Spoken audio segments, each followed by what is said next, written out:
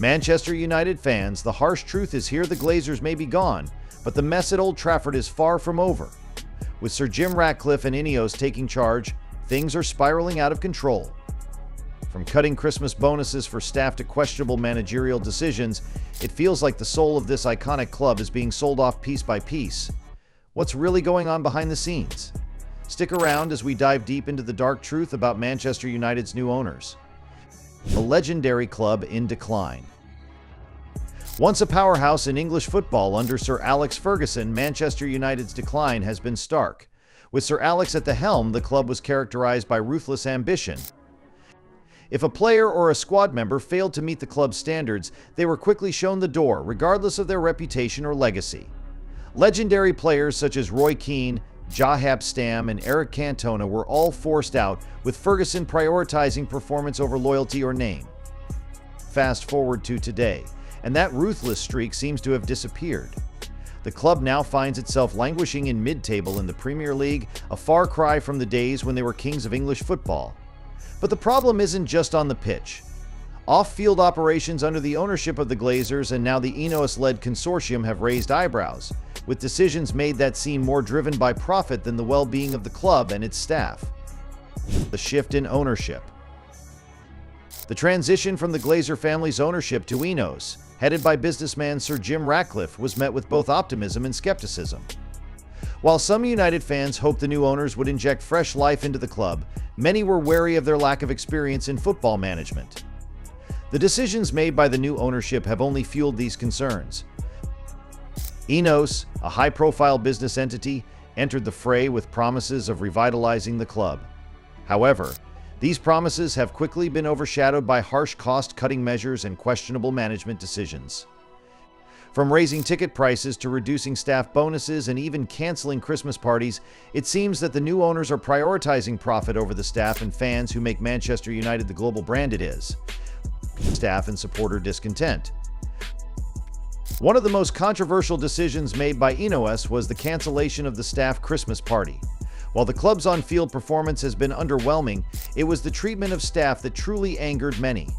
Reports emerged that staff members, including janitors and shop workers, had their holiday bonuses slashed from PS1000 to just PS40 in the form of Marks and Spencer gift cards. For a club that generates billions in revenue, this cutback seemed out of touch with the reality of its financial success. Furthermore, rumors began circulating that up to 25% of the club's workforce could face redundancy. Around 250 to 300 jobs were at risk, a drastic move for a club that boasts a workforce large enough to match its stature as one of the most financially successful clubs globally. Staff members have even reported that the new owner's treatment is worse than when the Glazers were in charge.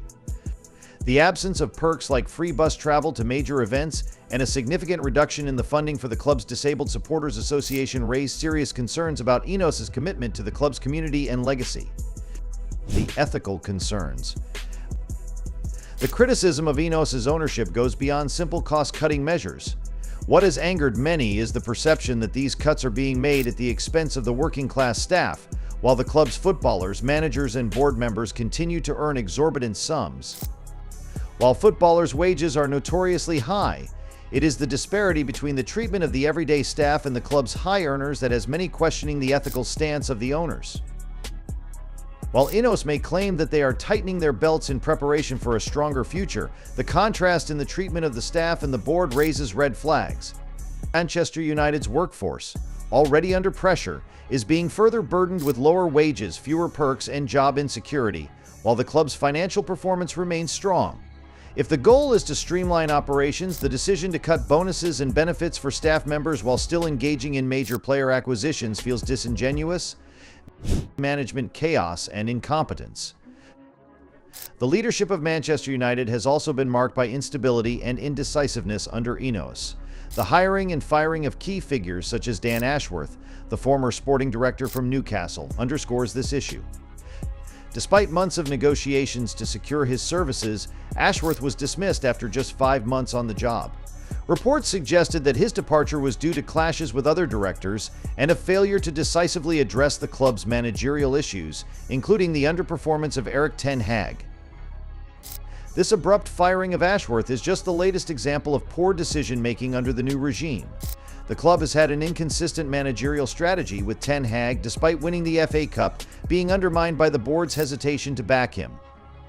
The uncertainty surrounding the managerial role likely contributed to the club's poor start to the season, further illustrating the incompetence of those in charge. The financial disconnect. Another issue that has come to light is the financial disconnection between Ineos and the day-to-day operations of the club. While the ownership has not hesitated to spend large sums on players such as PS68 million for Fabian Ruiz, the treatment of staff and the club's lower-earning workers suggests a complete disregard for the people who keep the club running. The contrast between lavish spending on players and the neglect of the workforce paints a troubling picture. Ineos' priorities seem to lie in the areas of quick financial returns and major commercial deals, rather than investing in the long-term success of the club or the welfare of its workers. For example, the decision to raise ticket prices for fans, including pensioners and children, while slashing staff bonuses, signals a clear shift toward maximizing profit at the expense of the club's culture and community. A dark future? The future of Manchester United under Ineos' ownership remains uncertain. While the financial success of the club is undeniable, the moral and ethical implications of their decisions continue to raise alarms. The treatment of staff, the instability at the management level, and the clear divide between the owners and the working-class employees create a toxic atmosphere around the club. For Manchester United fans, the question remains, will Ineos' ownership lead the club back to its glory days, or will it continue down a path of greed and mismanagement? The decision-making of the current owners suggests that they may be more interested in making money than building a legacy of success and respect. As Manchester United struggles on the field and faces growing unrest off it, it is clear that the ruthlessness once associated with the club may now be an illusion, replaced by incompetence and a lack of respect for the people who make the club great.